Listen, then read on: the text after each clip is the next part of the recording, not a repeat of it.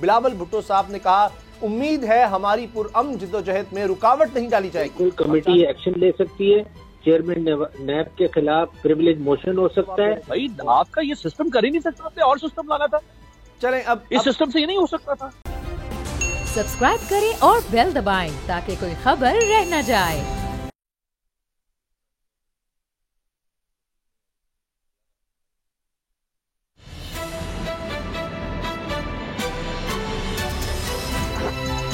अब पता चला। बिस्मिल्लाहिर्रहमानिर्रहीम, अस्सलाम वालेकुम। मैं हूं मोहम्मद उसामा गाजी और आप देख रहे हैं अब पता चला। खबर यह है कि सुप्रीम जुडिशल कमीशन ने जस्टिस आयशा मलिक की सुप्रीम कोर्ट में तैनाती की सिफारिश कर दी है। अब यह मामला हतमी मंजूरी के लिए जजों की तकर्रुरी के बारे में पार्लिमानी कमेटी में जाएगा, जिसकी मंजूरी के बाद justice Ayesha Malik supreme court की जज बन जाएंगी।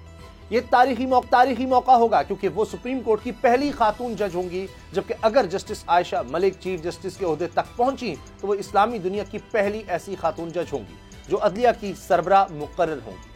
इस लिहाज से ये एक तारीखी फैसला है। दूसरी तरफ सियासत पर नजर डालें तो वहां पीपल्स पार्टी ने लॉन्ग मार्च की तारीख दे दी है।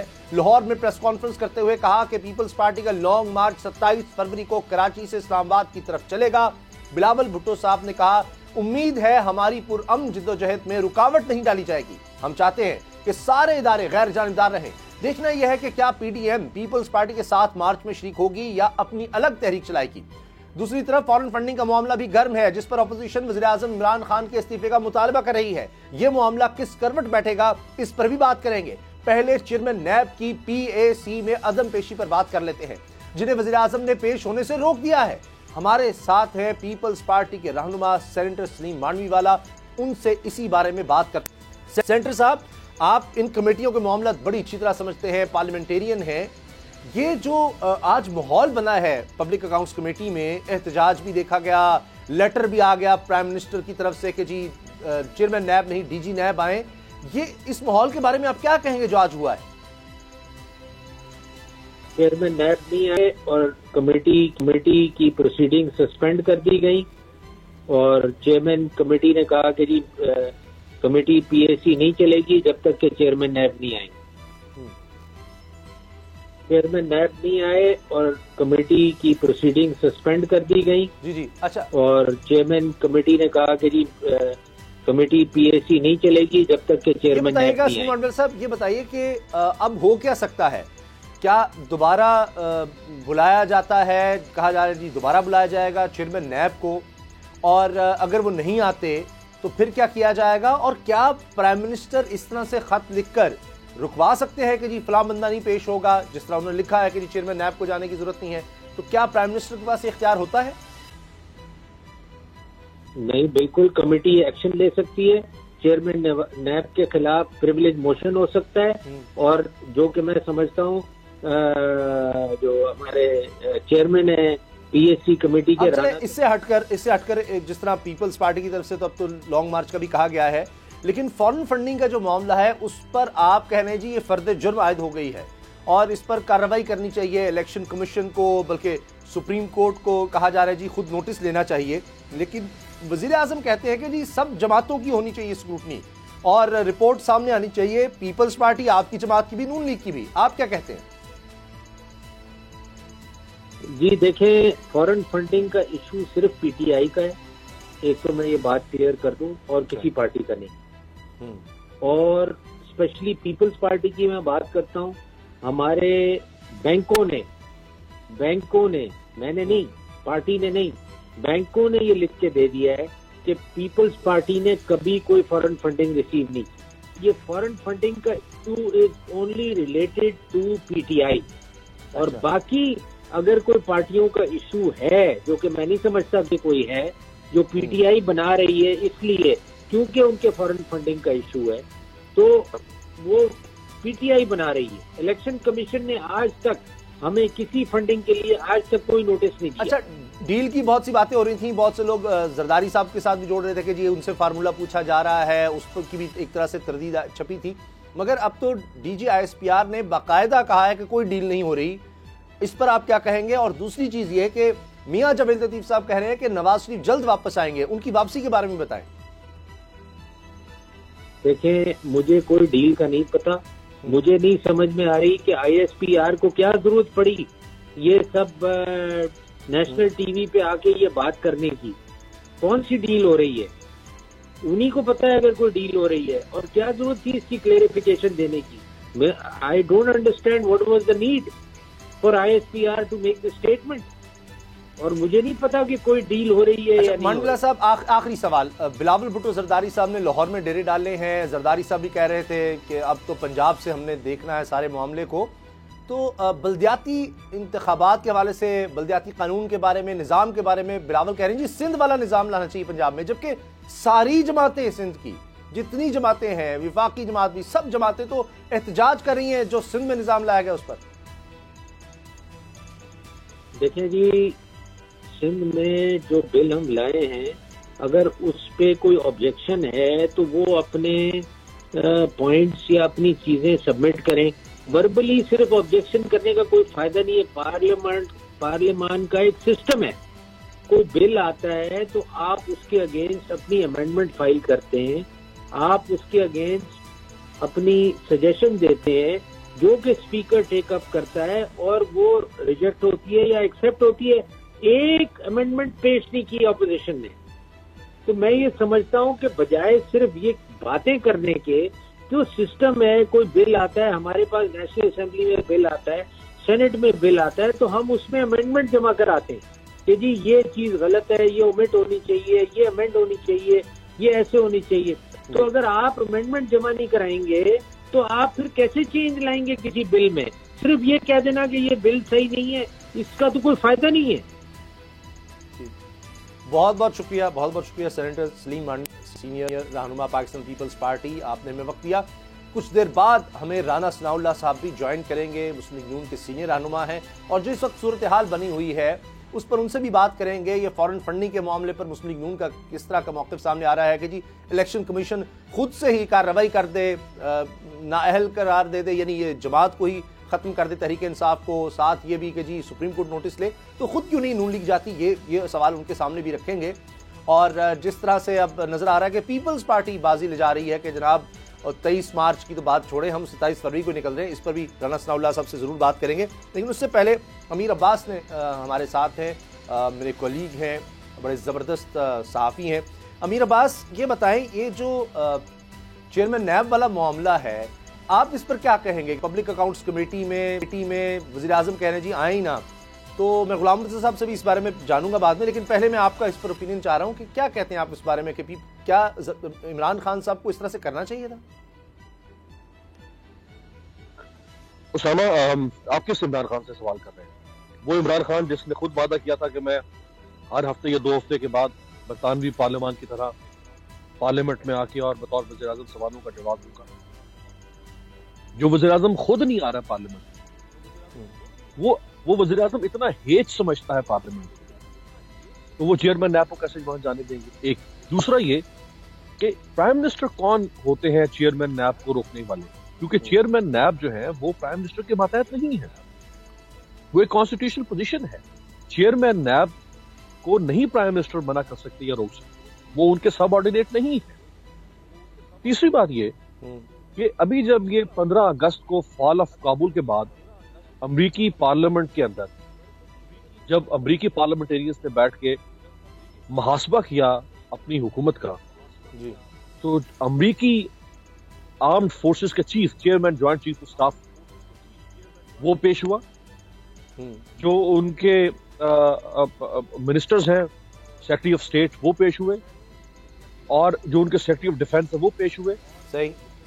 और जिस तरह उन्होंने अपने मुल्क के टॉप नॉच शख्सियात की जो दुर्गत बनाई वहां पे, और उसको लाइव ब्रॉडकास्ट किया अमेरिका ने, सारी दुनिया को दिखाया जी, ना सिर्फ अपनी कौम को बल्कि सारी दुनिया को दिखाया। और उनके सवाल का तरीका क्या होता है? वो जब सवाल करते हैं तो वो आपको आगे से वहां पे सियासत खेलने की इजाजत नहीं देते, वो आपसे कहते हैं यस और नो। आप अगर वहां पे ऑल फॉल या आयमाय शायद शुरू करें, वो कहते हैं स्टॉप, यस और नो। ऐसे ही यहाँ पेश ही नहीं, और सारी दुनिया को दिखाया जा रहा होता है। बिल्कुल ठीक। मगर अमीन अब्बास, दूसरी तरफ एक और मामला भी है गुलाम साहब, वो मैं आपके सामने रखता हूं कि नैब के केसेस जिनके होंगे, यानी इस तरह यह कि इमरान खान साहब का मौक़िफ़ यह है कि जी ये तो ऐसी है किसी जज को मुजरिमों और मुल्ज़िमों के सामने, चोरों डाकुओं के सामने आप बिठा दें, किसी आईजी को चोरों डाकू जो उसने पकड़े हैं उनके साथियों के सामने बिठा दें कि वो अब उससे सवाल करेंगे, तो ये तो एक मज़ाक़-ए-ख़ेज़ बात होगी इमरान खान साहब के नज़दीक। शायद इस तरह से उन्होंने लेटर लिखकर कि ताकि एक ऑथेंटिकेट हो जाएगा, जी मैं कह रहा हूं कि वो नहीं आएंगे, जी डीजी नैब आएंगे, जो सवाल करना है इनसे कर लें आप। लेकिन अभी फवाद चौधरी साहब का तो अभी तो बयान था जो अभी यानी समझें कि याददाश्तों से ख़त्म नहीं हुआ कि हमने वर्किंग रिलेशनशिप बनाना है अपोजिशन के साथ, अभी 2 दिन पहले की बात है, और ऊपर से इमरान खान साहब ये कह रहे हैं ना जाएं। तो क्या आप समझते हैं कि ये वाकई ये चोरों डाकुओं के सामने बिठाना है एक जज को या एक आईजी को, इसी तरह ही चेयरमैन नैब को उनके सामने बिठा देना, जिनके मतलब रहनुमाओं के या जिनके आगे वो हाथ बांधते हैं उनके केसेस वो चलवा रहे हैं?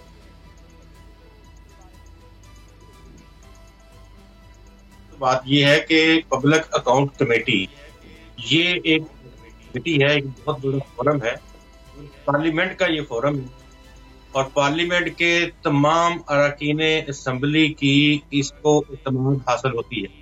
तो क्या ऐसी असम्बली की जो कि पार्लियामेंट के नुमाइंदों पर, मुस्तफ़ाम के नुमाइंदों पर मुश्तमिल हो, उसके सबसे बड़े ईवान जो कि कायमा कमेटी बनती है, जो कि पब्लिक अकाउंट कमेटी बनती है, उसके सामने तो तमाम आईनी ओहदेदार भी जवाबदेह होते हैं। सर पार्लियामेंट के सामने तो प्राइम मिनिस्टर, उसकी काबीना, ये तो कानून ये है, जमहूरियत ये है कि वो सब जवाब दें इनके सामने। जो शफाफ एहतसाब का नारा बुलंद किया जा रहा था, ये कहा जा रहा था कि कोई भी हो, अगर आप रियासत मदीना की बात करते हैं तो रसूलुल्लाह सल्लल्लाहु अलैहि वसल्लम ने अपनी बेटी के एहतसाब के हवाले से ये बात की थी कि अगर मेरी बेटी फातिमा वो भी किसी के ऐसे मामलात में मुलव्वस हो तो मैं उनके हाथ काटने की के हुक्म सादर करूंगा। तो आका अलैहिस्सलाम और कायनात की सबसे अजीम तरीन हस्ती बीबी फातिमा ज़हरा रज़ी अल्लाह ताला अन्हा, उनके हवाले से अगर ये बात है तो ये चेयरमैन नैब या कोई और ये क्या बेचते हैं? उनके तो खाक की खाक भी नहीं हो सकते ये लोग। और फिर रियासत मदीना में आप बात करते हैं कि हम एहतसाब कर रहे थे, यानी अपने लोगों का एहतसाब कर रहे थे। आज वो एहतसाब होना है, वो ये पूछा जाएगा उनसे कि आप 1000 अरब रुपए की बात करते थे, लेकिन साहब वो जो बात कर रहे हैं, तो चोर डाकू हैं, लुटेरे हैं, मुजरिम हैं ये लोग, इनके अपने खिलाफ राना तनवीर साहब जो है बड़े काबिल एहतराम है, ठीक है, लेकिन मुझे तो उनका भी याद आ रहा है, उनके भी कोई जमीनों शमीनों के मामले निकले थे। तो जितने भी मेंबर हैं, अगर वो नहीं तो उनके रहनुमाओं के तो है ना, उनका जो लीडर है नवाज शरीफ, वो बाहर भागा हुआ है, मफरूर है, वो कहेंगे जी उसके साथी के, उसके चेले के आगे कैसे हम जाने थे जनाब, वो कैसे कर सकेगा फिर नैब का चेयरमैन इनका एहतसाब। उसामा गाजी साहब के अगर इनको लगता है कि इनके अलावा बाकी सारे चोर डाकू लुटेरे हैं, तो फिर ये पब्लिक अकाउंट कमेटी की चेयरमैनशिप से हटा दें उनको। 2.5 साल तो इन्होंने चेयरमैन कमेटी का बनने नहीं दिया पब्लिक अकाउंट कमेटी का, सिवाय इसके कि जी वो शहबाज शरीफ साहब बनेंगे। और उसके ऊपर भी उन्होंने फिर ये कहा शहबाज शरीफ ने कि चले मैं नहीं बनता राना तनवीर, क्योंकि हमेशा एहतसाब गवर्नमेंट का कौन कर सकता है? गवर्नमेंट का एहतसाब आप खुद गवर्नमेंट नहीं करते, बल्कि गवर्नमेंट का एहतसाब अपोजिशन करती है। अच्छा, तो ये इन तमाम ठीक है गुलाम साहब, आगे मुझे बढ़ना है और बिलावल साहब ने जो ऐलान कर दिया है लॉन्ग मार्च का, उस पर बात करनी है, लेकिन बिल्कुल मैं चाह रहा हूं कि 10-15 सेकंड में अमीर अब्बास, ये जो बात है इमरान खान साहब ने आज इंटरव्यू में भी ये कह दिया कि जी हमारी नाकामी ये है सबसे बड़ी कि हम एहतसाब नहीं कर सके। एक तरफ ये बयान है, दूसरी तरफ ये कि जी सारे चोर डाकू लुटेरे हैं, इनके सामने तो हम किसी को जाने नहीं देंगे। तो क्या ये जस्टिफाइड है उनकी अपनी सोच के मुताबिक? ये तो बात सही है कि नवाज शरीफ साहब भी बाहर भागे हुए हैं और सारे कमेटी में लोग जो है उनके आगे हाथ बांधते हैं कि जो वो कहेंगे और क्या करें। नहीं, ये दोनों बातें साथ साथ नहीं चल सकती हैं। आप ये भी कहते हैं तस्लीम कर रहे हैं, जैसे आप कह रहे हैं, अगर आप तस्लीम कर रहे हैं कि हम एहतसाब नहीं कर सके 3.25 साल में, और साथ आप जब भी कल भी वो किसी तकरीब में यही कह रहे थे कि करप्शन पाकिस्तान का सबसे बड़ा मसला है और नवाज शरीफ, आसिफ जरदारी चोर, ये अभी उन्होंने जो अल जजीरा अरेबिया को शायद इंटरव्यू दिया था या किसी फॉरेन मीडिया को आज से हफ्ता भर पहले, उसमें भी उन्होंने कहा कि बेनजीर और नवाज शरीफ ये सियासत में आई सिर्फ लूट मार करने के लिए थी, करप्शन के लिए। तो ये दो बातें साथ नहीं चल सकती। आप अगर तस्लीम कर रहे हैं कौम के सामने कि आप नहीं कर सके, तो फिर आप ये आपका मैनिफेस्टो था, आपको कौम के सामने फिर सरेंडर करना सर, वो हाथ बांध के ये नहीं होता कि आप वो क्या करें, नैब का इदारा आजाद है, वो नहीं करवा सका, हुकूमत वो कहते जी हम तो बेबस हैं, अदालतें उससे रिलीफ मिल जाता है। ये तो सब, ये उसामा यही तो जवाब नून लीग पीपल्स पार्टी के बारे में देती रही और पीपल्स पार्टी नून लीग के बारे में देती रही। जब इमरान खान को एक तरफ साइड पर रख रहे हैं 3 सालों में, जब हम नून लीग और पीपल्स पार्टी से सवाल करते थे, जब हम शहबाज शरीफ से सवाल करते थे कि आप आसिफ जरदारी को कहते थे घसीटना, घसीटते क्यों नहीं है? आप कहते थे आसिफ जरदारी को मैं पेशावर, लाड़काना और लाहौर की सड़कों पर क्यों नहीं करते थे? वो क्या जवाब देते थे कि भाई अदालतें छोड़ देती हैं जरदारी को, नैब कुछ नहीं करता। आज ये भी वही जवाब दे रहे हैं। भाई आपका ये सिस्टम कर ही नहीं सकता, आपने और सिस्टम लाना था। चलें अब इस सिस्टम से ये नहीं हो सकता था। पीपल्स पार्टी की बात कर लेते हैं। गुलाम नबी साहब, पाकिस्तान पीपल्स पार्टी ने ऐलान कर दिया, क्या ये पीडीएम से बाजी ले जाने की बात है कि मार्च तो बहुत दूर की बात है, हम 27 फरवरी को निकल रहे हैं और हम मुतालबात अपने सामने रखेंगे? ये क्या वजह है? क्या कुछ टाइमिंग आपको कुछ आम नजर आ रही है? सुप्रीम कमेटी की रिपोर्ट सामने आ गई है, इमरान खान साहब इसी इंटरव्यू में कह रहे हैं 3 महीने बहुत अहम है, 3 महीने बहुत अहम है। क्या लग रहा है कि ये मार्च से पहले पहले कुछ बड़ा होने जा रहा है? कभी ना उस तब्दीली की भी बात की जाती है, लेकिन उससे पहले मार्च, ये प्रेशर बढ़ाना है या पीडीएम से जो स्टीम है, मतलब असल ऑपोजिशन अपने आप को दिखाना है, पंजाब में डेरे डालना, लोगों को ये दिखाना कि यानी असल ऑपोजिशन हम हैं? वजह क्या है इसकी? पीपल्स पार्टी कभी अपोजिशन हुआ करती थी, अब तो अपोजिशन में शामिल नहीं है। जितनी फैसिलिटेशन इन्होंने की है, और वो चेयरमैन सेनेट का इंतखाब हो, वो कौमी असम्बली में डिप्टी स्पीकर का इंतखाब हो या कुछ और हो, तो वो तमाम चीजें आपके सामने हैं। और ये पॉलिटिकल गेन की एक कोशिश है कि पंजाब भर में या बाकी जगहों पे कुछ इस तरह से थोड़ी सी मूवमेंट की जाए, इस तरह से लोगों को तो इन्वॉल्व किया जाए पॉलिटिकल सरगर्मियों में, ताकि कुछ अगर खुदा न खास्ता 2-3 महीने में कोई ऐसा सिलसिला बनता है तो ये अपना हिस्सा उन सरगर्मियों की बुनियाद पर क्लेम कर सकें। क्योंकि अगर कौमी असम्बली में सीटों के तनासब से या कौमी असम्बली में इनकी जो नुमाइंदगी है उसके तनासब से अगर सियासत करना चाहिए, इनके पास तनासब एक बात तो साहब के ये आप जब बात करते हैं कि जी कुछ खुदा न खास्ता, तो आप समझते हैं कि अगर कोई तब्दीली एकदम होती है, एकदम इस्तेहकाम, तो मुल्क के लिए अच्छा नहीं है, इसलिए आप कहते हैं, वरना अपोजिशन तो चाहेगी कि कुछ ना कुछ हो। तो आप क्यों इस तरह समझते हैं कि खुदा न खास्ता ऐसा कुछ हो जाए? आपको लगता है इससे मुल्क को नुकसान होगा अगर कोई इस तरह का निजाम ऊपर नीचे होता है? अपोजिशन चाहे या ना चाहे, बात यह है कि जो रिपोर्ट आई है, अगर उस रिपोर्ट को जिस तरह ये बातें कर रहे होते थे पाकिस्तान तहरीक इंसाफ वाले कि जी पहले मिठाइयां बांटी जाती हैं, बाकी सियासी जमातें मिठाइयां बांट लेती हैं, बाद में रिपोर्ट पढ़ते हैं तो चलता है। इन्होंने भी पहले दिन के वज़ीर इत्तलात, नशरियात, इनके दीगर वज़रा, बड़े बड़े जो इनके अरिस्टोटल इनके पास मौजूद हैं, उन्होंने कहा कि ये तो हम सुरखरू हो गए हैं। तो अगर ये सुरखरू होना है इस रिपोर्ट में और ये इस तरह से इनको तमाम के तमाम जो इल्जामात हैं इन पर साबित हो गए हैं, फिर अल्लाह ही हाफिज़ है। वो असल में शायद टेक्निकल टर्म्स पे कहते हैं कि जी अकबर बाबर साहब की दरखास्त थी फॉरेन फंडिंग की, तो कहते हैं जी रिपोर्ट में कहीं ये नहीं लिखा कि जी फॉरेन फंडिंग साबित हो गई। वो कहते हैं जी कुछ अकाउंट्स छुपाए गए, 31 करोड़ का मामला नहीं समझ आ रहा। वो कहते हैं जी अब ये 31 करोड़ का भी हम हिसाब दे देंगे, ये 2 अकाउंट थे वो उसमें जाते हैं। इस पर हम आगे भी बात करेंगे, लेकिन अमीर अब्बास, ये पंजाब से अगर शुरू करते तो बेहतर नहीं था? मज़ार कायद सिंध से चलेंगे तो फिर लोग कहेंगे जी ये तो सिंध में हुकूमत है, वहीं से ज़्यादातर लोग यहाँ पर आ गए, इस्लामाबाद में आके अपनी डिमांड्स पेश कर दी। तो ये पीपल्स पार्टी, और फिर वक्त भी इनके पास कम है, इसकी क्या वजह है? अगर प्रेशर ही डालना था तो फिर दोबारा कोशिश करते पीडीएम के साथ मिलकर, मार्च में ही एक दफ़ा जोरदार मार्च होता। आप पंजाब से शुरू देखें, कोई भी शख्स अपने पेट से खुद कपड़ा उठा के अपने आप को नंगा नहीं करता है। पंजाब में पीपल्स पार्टी का अभी इतना स्ट्रॉन्ग फुटहोल्ड नहीं है। 2 ज़िमनी इलेक्शन जरूर उन्होंने लाहौर और खानेवाल में बेहतर परफॉर्म किया है, लेकिन उससे पहले जितने ज़िमनी इलेक्शन हुए हैं पंजाब के अंदर 2021 में, उसमें पीपल्स पार्टी इंतहाई पैथेटिक परफॉर्मेंस दिखा चुकी। बल्कि उसको तो परफॉर्मेंस कह ही नहीं सकते, वो तो इंतहाई नालायकी और नाअहली का मुजाहरा कर। तो ये जो लाहौर का ज़िमनी इलेक्शन है, इसमें भी क्योंकि तहरीक इंसाफ नहीं थी मुकाबले में और ये PMLN वर्सेस पीपल्स पार्टी था, तो इसलिए पीपल्स पार्टी ने मुनासिब अच्छे वोट ले लिए। तो आप पंजाब की पॉलिटिकल बेस को इस्तेमाल करके इमरान खान को नहीं गिरा सकते पीपल्स पार्टी की हद। लिहाजा उनको अपना इंप्रेशन जो बिल्ड करना है मीडिया के ऊपर, आप और मैं बैठ के जब बात कर रहे होंगे, हम क्या बात कर रहे होंगे कि पीपल्स पार्टी का गाड़ियों का काफिला ही काफिला है, कारवां है और हजारों लोग हैं, लाखों लोग हैं। तो वो कैसे नैरेटिव बनेगा? वो तब बनेगा जब वो सिंध से अपने मॉब को मोबिलाइज करके लेकर आएंगे। अब ये एक अलग सवाल है कि वो जब सिंध से कराची से निकलेंगे तो उनके लिए 40-50 हजार लोगों को निकालना सिंध से उसामा कोई इशू नहीं है। हमने कई लेकिन जलसों को और तहरीक इंसाफ को डेंट पहुंचाने के बजाय फिर तो नहीं फायदा हो जाएगा कि एक कम हो जाती ना चीज आना, एक और चीज होती है आए जी वहां से निकले हुआ मार्च तक आए और उसके बाद इतना बड़ा मार्च लेकर आए और डिमांड्स किए, उसके बाद खत्म हो गए। तो वो कहीं ये पीडीएम वाला सैबोटाज ना हो जाएगा जी, पहले पीपल्स पार्टी ने किया था अब ये कर लेंगे तो क्या हो जाएगा, और फिर अलग अलग फोर्सेस नजर आएंगी, वो भी एक मसला होगा इनके लिए। वो तो बिल्कुल है। देखिए हुकूमत वो काम कर रही है जो तख्ते ताज बरतानिया ने बड़े सगीर में किया था। उन्होंने डिवाइड एंड रूल की पॉलिसी बनाई और उन्होंने रूल किया। तो हुकूमत तो बड़ी कामयाबी से डिवाइड एंड रूल की पॉलिसी चला रही है ना।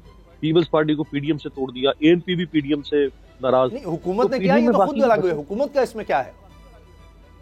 हुकूमत की कामयाबी तो बेनिफिशियरी तो हुकूमत है ना। बिल्कुल सही। यानी इनके डिवीजन से हुकूमत को रूल करने का मौका मिल गया। अब अगर ये सब मुत्तफिक होते और अगर ये हुकूमत को गिराना चाहते तो हम जानते हैं कि इस हुकूमत में इतना, और वो ये इल्जाम एक दूसरे पर देते हैं, पीपल्स पार्टी पीडीएम पर या नून लीग मौलाना पर, और मौलाना और नून लीग वो देते हैं जी पीपल्स पार्टी फैसिलिटेट किया। ये इनकी आपस की जंग लगता है कि वो खत्म नहीं हुई और इसी वजह से अलग अलग अब लॉन्ग मार्च की बात हो रही है। लेकिन मुस्लिम लीग नून में हैरान कुन तब्दीली आई है, जो सीटें छोड़ने की बात करते थे अब सीटें लेने की बात हो रही है। राना सनाउल्लाह साहब मुस्लिम लीग नून के सीनियर रहनुमा हैं, वो हमारे साथ होंगे इस ब्रेक के फौरन बाद।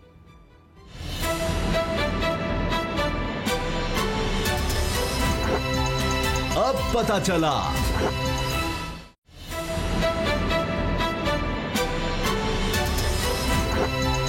अब पता चला। मुस्लिम लीग नून ने अपनी स्ट्रेटजी बिल्कुल बदल ली है। राना सनाउल्लाह साहब सीनियर रहनुमा मुस्लिम लीग नून के, उन्होंने ये कहा है कि जी 23 लोग पीटीआई के राब्ते में हैं नून लीग से। यही नहीं कि अगली दफ़ा ना तो तरीन ग्रुप ना ही काफ लीग तहरीक इंसाफ के साथ जाएगी। इसके अलावा वो ये भी कह रहे हैं कि जी नवाज़ शरीफ साहब भी उम्मीदवार हैं हमारे लिए, मतलब हमारे वज़ीर आज़म बनने के लिए, लेकिन अगर वो ना आए तो फिर मरियम ही कहेंगी कि जी शहबाज शरीफ साहब बन जाएं। लेकिन पार्टी ने यह कहा है कि पहले वापसी से पहले देख लें कि इंसाफ मिलेगा या नहीं मिलेगा। तो ये सब बड़ी अहम स्टेटमेंट्स हैं। इसी बारे में हम राना सनाउल्लाह साहब से ही जान लेते हैं कि जी क्या हो रहा है, उनकी स्ट्रेटजी मुस्लिम लीग नून की क्यों बदली है। राना सनाउल्लाह साहब बहुत शुक्रिया। ये बताएं, ये फॉरेन फंडिंग का जो मामला है, स्क्रूटनी कमेटी की जो रिपोर्ट आई है, इस पर तो अब नून लीग को एक नया इशू मिल गया है और शायद इसलिए वो लग रहा है कि वो इलेक्शन दोबारा हों और इस्तीफे वगैरह वो पीछे चला गया है। लेकिन मरियम साहिबा ने जो कहा है कि जी ये रिश्वत के तौर पर इस्तेमाल हो रही है, उसको इमरान खान ने रिश्वत को नाम दे दिया डोनेशन का, ये और फिर ये 2 कंपनियों की बात वो कर रही है कि जी अमेरिका में 2 कंपनियां निकल आई हैं, इस्तीफा दें। इस तरह के मुतालबे से या इल्जामात से तो नहीं इमरान खान जाएंगे, क्या कहते हैं आप? देखिए, इमरान खान ने जो मरियम नवाज साहबा ने कहा है, इससे सिर्फ करप्शन का नाम डोनेशन नहीं रखा, इसने लूट मार, डाकाजनी और गवर्नमेंट के जो है वो मफादात को, मुल्क के मफाद को बेचने का नाम भी जो है इसने डोनेशन रख दिया है। आप मुझे बताएं कि वो जो मुमताज नौ मुस्लिम नामी को बंदा है, वो तो अमेरिकन फौज के लिए खिदमत सर अंजाम देता रहा, उनको सिक्योरिटी फ्राहम करता रहा, उसका अमेरिकन इस्टेब्लिशमेंट से उसका बड़ा गहरा तल्लक साबित हो रहा है, उसकी कंपनीज है वो जो वहाँ पे काम कर रही है और ये उससे जो है वो पैसे लेके तो यहाँ पे उसको ठेके दे रहा है। अब इन ठेकों के अलावा पता नहीं उनको कौन कौन से मफादात बचाए होंगे। यानी ये तो वो चीजें हैं ना जो सामने आ गई, ये तो टिप ऑफ आइसबर्ग वाली बात है ना। बाकी जो सामने चीजें नहीं आई और जब इसकी नीयत सामने आ गई है कि ये इस तरह का इंसान है कि ये डोनेशन के नाम पे जो है ये डाकाजनी करता है, मुल्क दुश्मनी करता है, कोई इसका जो है वो यानी लिमिट ही नहीं है, तो अब पता नहीं और उसने क्या क्या किया होगा। और अब ये मुल्क को जो डुबो रहा है तो अब तो उसके ऊपर भी जो है वो यानी उसके ऊपर भी जो है वो ये शुबात उठने लगे हैं कि पता नहीं ये भी कहीं इसी वजह से तो नहीं हो रहा, ये कोई दानिस्तान तौर पर तो नहीं। लेकिन अब जिस तरह से ये सारी स्क्रूटनी कमेटी की रिपोर्ट आने के बाद नून लीग तो ये कह रही है जी इलेक्शन कमीशन कार्रवाई करे, सुप्रीम कोर्ट आज खुद नोटिस ले, खुद नहीं जा रहे आप, और दूसरी तरफ ये कि जी ऐसा लग रहा है एक तीर से दो शिकार आप करना चाह रहे हैं कि एक तो हुकूमत पर दबाव, दूसरी तरफ इदारे जो है वो खुद से नोटिस ले। क्या आप समझते हैं कि इस तरह हुकूमत जाएगी, हुकूमत के पास फिर ऑप्शन नहीं रहेगी, आप दोनों तरफ एक तीर से दो शिकार करना चाह रहे हैं? नहीं, कोई किसी पे दबाव नहीं है और कोई किसी का शिकार नहीं है। आप मुझे बताएं कि इस मुल्क के जो 22 करोड़ अवाम है, आप उनको क्या भूखे बहरे, उनको कोई आप जो है वो अहमद ख्याल करते हैं? उनको अब नजर नहीं आएगा कि एक तरफ बेटे की कंपनी से तनख्वाह ना लेने पर और अकामे के ऊपर जो है वो एक वज़ीर आज़म को जेल भी भेज दिया और नाहल भी कर दिया और वजारत उज़्मा से भी निकाल दिया। दूसरी तरफ ये मुल्की मफाद को का सौदा करता हुआ और जो है ये फॉरेन फंडिंग और ये अमेरिकन के साथ काम करने वाली कंपनी से फंड्स इकट्ठे करने के बाद जो है ये फिर भी वज़ीर आज़म बन के बैठा रहे। तो फिर आप मुझे बताएं कि इसके ऊपर अवाम का रिएक्शन या अवाम का फैसला क्या होगा? तो लोग पागल ना, तो लोगों को समझ नहीं आ रही कि ये फिर इस मुल्क में क्या हो रहा है। एक तरफ आप किस बात के ऊपर ये जुल्म, ज्यादती, सजा और जो है वो नकार रहे हैं। अभी तो ताबड़तोड़ हमले हैं आपकी तरफ से, लेकिन इमरान खान कहते हैं कि वो मुंतज़िर हैं कि अब रिपोर्ट आए पीपल्स पार्टी और नून लीग की फंडिंग के हवाले से, तो उनके भी छुपे हुए हैं बड़े राज और उन्होंने भी बहुत कुछ छुपाया हुआ है। तो फिर आप इसको वेलकम करते हैं कि आपकी रिपोर्ट्स भी आ जाए, पीपल्स पार्टी की भी आ जाए, जो सच्चा कौन झूठा सब साबित हो जाए? देखें, अब सारा गांव चोर हो जाए, इस चोर की जो है ना जो माफी नहीं होगी। अच्छा, ये तो अब वही यही बात कह रहा ना कि सर मैं चोर नहीं हूँ, फला फला वही दूसरों को तो तुम पहले चोर कहते थे। दूसरों के ऊपर तो चोर और डाकू का शोर पीपल्स पार्टी और पीएमएल के खिलाफ तो तुम्हें करते जो है वो 7 साल हो गए, 14 से लगे हुए।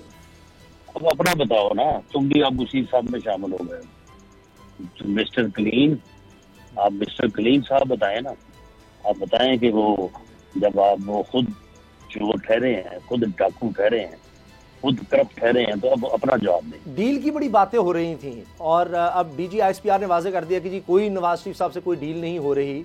तो आप कोई बात बताएंगे नवाज शरीफ साहब की वापसी के हवाले से? खासतौर पे हुकूमत तो खुद कोशिश कर रही है कि नवाज शरीफ साहब को वापस लाया जाए, तो आपको कोई परेशानी तो नहीं इस पर? मियां नवाज शरीफ साहब 100% वापस आएंगे। अच्छा, लेकिन अपनी मर्जी से आएंगे।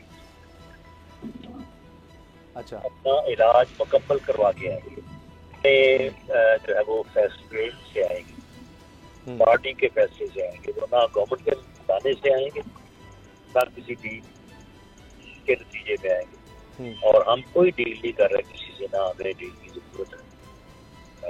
हमने कभी नहीं कहा ये कि हमारी कोई डील किसी से हो रही है। हमारी डील जो है वो इस मुल्क के अवाम के साथ है और हमारी कमिटमेंट उनके साथ है और हमारा मुतालबा फ्री फेयर इलेक्शन है। हमारा मुतालबा कोई और ना इक़्तिदार है, ना कोई जो है वो इन हाउस तब्दीली है, ना आउट हाउस तब्दीली है। अच्छा, हमारा मुतालबा सिर्फ ये है कि इस नाअहल मुल्क के ऊपर मुसल्लत टोले को जो है वो फैसिलिटेट करना बंद किया जाए। और राणा साहब, आप कह रहे हैं फ्री एंड फेयर इलेक्शन आपका मुतालबा है, तो जो 27 फरवरी को आप पाकिस्तान पीपल्स पार्टी बिलावल भुट्टो जरदारी साहब निकल रहे हैं, वो मार्च करने जा रहे हैं, तो इस पर फिर आप क्या उनका साथ नहीं देंगे? वो तो इशारा ये भी दे रहे हैं कि इन हाउस तब्दीली होगी, उसके लिए वो कोशिश करने वाले हैं, पहले चेयरमैन सेनेट के खिलाफ, फिर कौमी असम्बली के स्पीकर साहब के खिलाफ। तो इस पर आपकी जमात क्या करती है, क्या सोचती है? देखें, अगर बिलावल साहब ने पीडीएम के ऐलान एहतजाज से हट के कोई ऐलान किया है तो मुतहिदा अपोजिशन के तौर पे तो हम उनके साथ हैं। हाउस में एक मुतहिदा अपोजिशन का जो प्लेटफॉर्म है उसके ऊपर पीएमएलएन और बिलावल हम एक ही जो है वो यानी स्टेज पे हैं। तो अगर बिलावल ने मुतहिदा अपोजिशन के तौर पे लीडर ऑफ द अपोजिशन मियां शहबाज शरीफ साहब से बात की, इंशाल्लाह ताला उसके ऊपर पार्टी गौर करेगी। आखिर में राणा साहब, आखिरी सवाल, जो ऑडियो लीक का मामला है उसमें साफ़ी तंजीमें कह रही हैं कि जी माफ़ी मांगी जाए, लेकिन दूसरी तरफ से साफ जवाब है कोई माफ़ी नहीं आ रही। परवेज़ रशीद साहब और मरीम नवाज साहबा के दरमियान जो गुफ्तगू है मैं उसके बारे में बात कर रहा हूँ। तो आप क्या समझते हैं कि ये जो आपकी पार्टी कह रही जी, पहले तो ये बताया जाए कि जी ज़ाती गुफ्तगू जो रिकॉर्ड करना है यही गलत है, यही गैर कानूनी है, तो पहले उनके नाम सामने लाए जाएं। तो ये तो अब दोनों तरफ से वहाँ से माफ़ी का मुतालबा है, आपकी तरफ से जी उनके नाम सामने लाए जाएं, तो ये कहाँ जाके सिलसिला रुकेगा? जी बिल्कुल, ये बात मरियम नवाज साहबा की दुरुस्त है। अगर इस किस्म की निजी प्राइवेट गुफ्तगू को टैप करने को जो है वो जायज करार दे दिया जाएगा और ऐसी किसी भी डिवाइस के ऊपर जो है वो यकीन करते हुए इस किस्म के मुतालबात जो है वो किए जाने लगेंगे, तो फिर तो इस प्रैक्टिस को, इस एक्सरसाइज को एलिवेट करने वाली या इसको जो है वो एंडोर्स करने वाली बात सामने आएगी। इस टैब के ऊपर जो है वो किसी किस्म का कोई एक्शन या कोई फर्दर लग रहा है वो होना ही नहीं चाहिए। सही। क्योंकि जो चीज इट्सेल्फ अपनी जात और अपनी फितरत में नाजायज है उसके ऊपर आप किसी जायजदार को किस तरह से खड़ा कर सकते हो। मेरी जो तंजीमें हैं मीडिया की वो सारे बड़े मौजूद, बड़े मोतबर, बड़े जो है वो शानदार साथी हैं हमारे। मेरी उनसे गुजारिश है कि आप कम से कम इस बात को देखें। अगर आपने इस चीज को वैलिड तस्लीम कर लिया तो फिर आप खुद ही देखें कि फिर कल को क्या कुछ जो है ये सामने लेके आएंगे, फिर तो किसी मियां बीवी के दरमियान गुफ्तगू जो है वो भी बहाल हो जाएगी। देखिए, हम अपने तौर पे जब बैठे होते हैं तो सब बात बंदा कर लेता है, अपने बहन भाई के खिलाफ बात नहीं करता बंदा, लेकिन उससे ये मुराद तो नहीं होती कि वो उस बात को पब्लिक करना चाहता है। ये कोई क्रिमिनल या कोई किसी के खिलाफ तो प्रैमल तो नहीं हो रही थी। अच्छा, दैट वाज देयर यानी प्राइवेट निजी तबादला ख्याल। बहुत बहुत शुक्रिया, बहुत बहुत शुक्रिया राना सनाउल्लाह साहब। ब्रेक लेते हैं जी, ब्रेक के बाद बात करेंगे कि तहरीक इंसाफ के लिए कितना बड़ा मसला बन चुका है ये फॉरेन फंडिंग वाला मामला। अमीर अब्बास और गुलाम साहब मेरे साथ होंगे इस ब्रेक के बाद।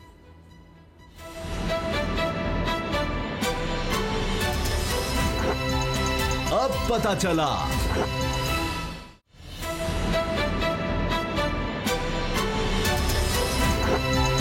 अब पता चला। हुकूमत के लिए नया दर्द सर है स्क्रूटनी कमेटी की रिपोर्ट, जिसमें नजर आया कि जी कई अकाउंट्स छुपाए गए, 31 करोड़ रुपया भी छुपाया गया और लोगों के नाम भी पूरी तरह नहीं बताए गए। अब इस पर अपोजिशन खूब खेल रही है, लेकिन दिलचस्प मुतालबा ये सामने आया है नून लीग और पीपल्स पार्टी की तरफ से कि इलेक्शन कमीशन इस पर नोटिस ले और सुप्रीम कोर्ट आज खुद नोटिस ले।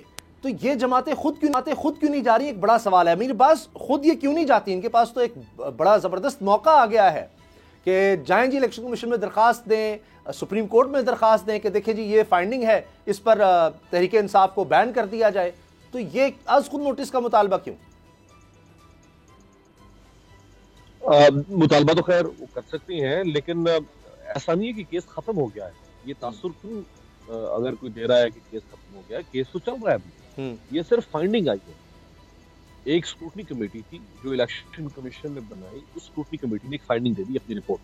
अब इस रिपोर्ट के ऊपर इलेक्शन कमीशन हेयरिंग करेगा।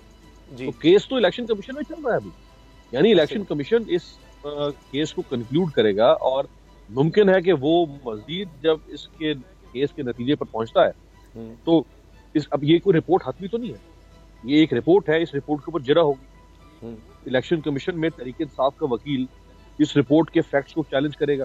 ठीक, इसी तरह बाकी जो पॉलिटिकल पार्टीज हैं उनकी जब रिपोर्ट्स आएंगी उनके वकील उनको चैलेंज करेंगे। तो ये जैसे कोई जीआईटी बनती है या कोई कमीशन बनता है वो अपनी रिपोर्ट देता है, लेकिन हतमी फैसला जो है, जो यानी किसी के पास जो इंसाफ की ताकत है वो इलेक्शन कमीशन के चीफ है और फिर उनके फैसले को मुझे नहीं कंफर्म कि उसको सुप्रीम कोर्ट में चैलेंज करना है या हाई कोर्ट में चैलेंज करना है, लेकिन केस अभी चल रहा है। ये तहरीक इंसाफ को इसमें से कोई जान खुलासी नहीं हुई। हाँ जी,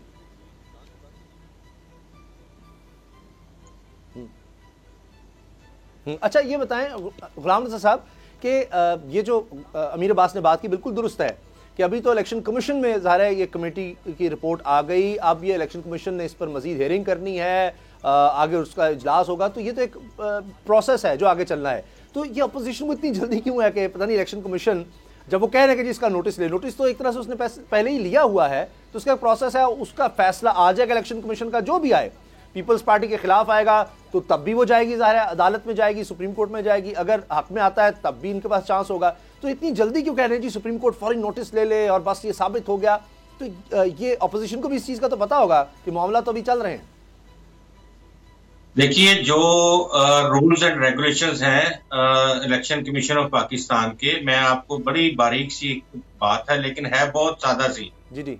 उसमें ये होता है, आप कोई भी पार्टी वो अपने अकाउंट्स के हवाले से एक सर्टिफिकेट दाखिल करती है जिसमें वो लिख कर देते हैं that is like an affidavit कि हमने किसी भी गैर मुल्की शख्स से, किसी गैर मुल्की नासर, जो हम गैर मुल्की नासर कहते हैं उसमें भारत होता है और उसमें इजराइल होता है, कि उनसे हमने फंडिंग नहीं ली है, कोई ममनुआ फंडिंग नहीं है, और ये तमाम के तमाम हमारे वोटर्स हैं जिनकी जानिब से ये फंडिंग हुई है। इस तरह एक सर्टिफिकेट दिया जाता है जिसको आप ये कहते हैं कि आप गवर्नमेंट को, जो पॉलिटिकल पार्टी होती है वो इलेक्शन कमीशन ऑफ पाकिस्तान को देती है। अब इनके अकाउंट्स के हवाले से 7 साल पहले अकबर अस्पावर जो इनके अपने मरकजी रहनुमा रहे हैं, उन्होंने दरखास्त दी थी कि इलीगल फंडिंग इन्होंने हासिल की हुई है और उसके सबूत उनके पास हैं। और ये बात रिपोर्ट जो थी, देखिए इसमें ये नहीं है, अभी वहां नाअहली का किसी का केस नहीं किया, अभी सिर्फ ये केस था कि गैर मुल्की फंडिंग हुई है या नहीं हुई है, उसकी रिपोर्ट आपके सामने है। लेकिन अब उस सिर्फ रिपोर्ट पर ये मामला सुप्रीम कोर्ट जा सकता है जी कि इमरान खान ने गलत बयानी की, उसने ये जो बयान दिया कि जी ये सारे हमारे क्लियर हैं, कोई फॉरेन फंडिंग नहीं है, उन्होंने बतौर चेयरमैन जमा कराया था, ये सारा जो भी उनके फंडिंग का सारा सिलसिला है। अब इस रिपोर्ट में कुछ गलत साबित होता है, लेकिन जब तक सुप्रीम कोर्ट नहीं फैसला देगा कि सिर्फ रिपोर्ट पर इलेक्शन कमीशन जब तक नहीं फैसला देगा तब तक क्या इस रिपोर्ट को बेस बनाकर ये सब कुछ हो सकता है? गाजी साहब बात ये है कि यहाँ मैटर सिर्फ और सिर्फ यही था कि क्या फॉरेन फंडिंग हुई है इलेक्शन के रूबरू क्या नहीं हुई है। इलेक्शन कमीशन सर्टिफाइड दैट कि पीटीआई ने फॉरेन फंडिंग हासिल की है। इलेक्शन कमीशन या स्क्रूटनी कमेटी, इलेक्शन कमीशन की स्क्रूटनी कमेटी, इलेक्शन कमीशन में तो अभी चल रही है हेयरिंग। वो उसी में जब स्क्रूटनी कमेटी को दिया गया था, उससे पहले भी हेयरिंग हुई थी, उसके बाद भी हेयरिंग होती रही। ये रिपोर्ट अब आ गई है कि ये रिपोर्ट आम पब्लिक कर दी गई है। अब वही उनकी ये बात है इलेक्शन कमीशन ऑफ पाकिस्तान, इन्होंने फॉरेन फंडिंग हासिल की है। अब कोई भी शख्स, मैं जिस तरह पहले कर चुका हूँ कि कोई शख्स जा सकता है कि ये सब क्यों नहीं जा रही, ये जमातें क्यों नहीं जा रही, ये मुतालबा क्यों कर रही हैं? इलेक्शन कमीशन ऑफ पाकिस्तान का सर्टिफिकेट दिखाएंगे जो इन्होंने साबित किया है इलेक्शन कमीशन ने, वो चीफ इलेक्शन कमिश्नर के पास भी होगा, वो इलेक्शन कमीशन ऑफ पाकिस्तान से सुप्रीम कोर्ट भी तलब कर सकती है। तो डेफिनेटली ये अभी केस की इब्तिदा है। यानी कि ये यहाँ से इस तरह हम कह सकते हैं कि प्रूफ्स मिल गए हैं और ये अब इसके ऊपर केस बिल्कुल आसान और शफाफ हो गया है। बिल्कुल क्रिस्टल क्लियर है। शायद जी गुलाम साहब आपकी बात सही, शायद ये तो नहीं अमीर अब्बास इनको डर के भाई फिर इनकी बारी आने वाली है। फरूख हबीब कह रहे हैं जी मौलाना साहब की जमात ने भी बाहर से ली हुई है फंडिंग और बाकी जमातों का भी है, ये तो नहीं इनको खौफ?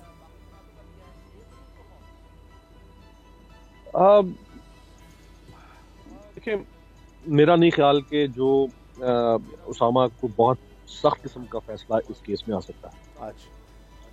मुझे नहीं लगता कि तहरीक इंसाफ, नून लीग, पीपल्स पार्टी, ये जो 3 बड़ी जमातें हैं, इनमें से कोई जमात फॉरेन फंडिंग के मामले में डिस्क्वालीफाई बैन हो सकती है इस मुल्क में। मुझे नहीं लगता। इतनी ताकत नहीं है इस मुल्क के निज़ाम के अंदर कि वो इन 3 बड़ी जमातों में से किसी एक जमात को मुकम्मल तौर पे बैन कर दे या इनके खिलाफ जो हतमी सजा होती है वो हो सके। ज्यादा से ज्यादा ये होगा कि इनको कुछ जुर्माना हो सकता है या ऐसी इनकम जो डिक्लेयर्ड है और उसका सोर्स नहीं पता या वो डिक्लेयर्ड नहीं है और वो रिवील हो गई है, वो जब्त हो सकती है। अच्छा, ये हो सकता है। मेरे पास सिर्फ 1-2 मिनट रह गए हैं। मैं चाह रहा हूँ एक बड़ी अहम चीज जो सामने आ रही है कि जिस तरह अब नवाज शरीफ साहब ने भी इस सारे मामले को, फॉरेन फंडिंग के मामले को लेकर ट्विटर पर ये अपनी बात कह दिया कि जी देखिए जी साकिब निसार ने इनको सादिक और अमीन कहा, वो बेनकाब हो गया। तो अब वो उन्होंने उसको वो ऑडियो दोबारा, वो जो मुबीना ऑडियो, उसको भी शेयर किया। अभी जिस तरह राना सनाउल्लाह साहब से बात हो रही थी, वो कह रहे थे कि जी देखें ये तो गैर अखलाकी है, जो मरियम साहबा की परवेज़ रशीद की ऑडियो जो शेयर की है, पहले उसका नाम सामने आया, गैर कानूनी है।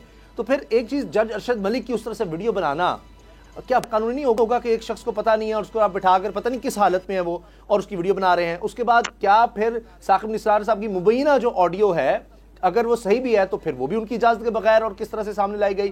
फिर जो राना शमीम साहब हैं, उनका एफिडेविट भी फिर वो कहते हैं जी मेरा जाती मामला था, मैंने तो दिया ही नहीं छपने के लिए, वो भी किसी की जाती चीज़ उठाकर उसको छापना, तो फिर ये तीनों भी फिर गैर अखलाकी, गैर कानूनी चीज़ें होंगी।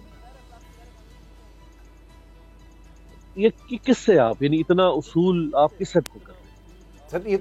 सर ये तो नून लीग ने खुद ये पैमाना रखा है ना कि परवेज़ रशीद और मरियम साहबा के अगर सामने आ रही है तो ये गलत है, ये गैर कानूनी है, उस शख्स को पकड़ें जो इनको ला रहा है। मैं वही कह रहा हूँ ना कि उसामा, आप मरियम बीबी से तवक्को कर रहे हैं कि वो उसूलों की सियासत करेंगी, वो इस मुल्क में मॉरल वैल्यूज, प्रिंसिपल्स, एक यार्ड स्टिक, एक बेंचमार्क, उसकी बात करेंगी।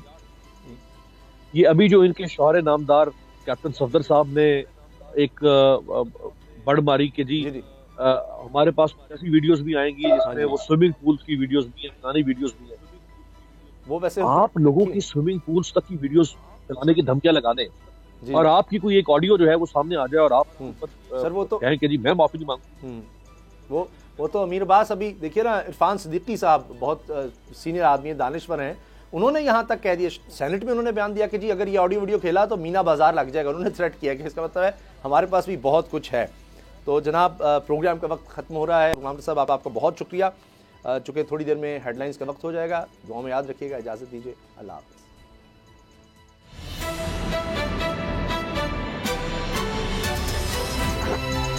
अब पता चला। सब्सक्राइब करें और बेल दबाएं ताकि कोई खबर रह न जाए।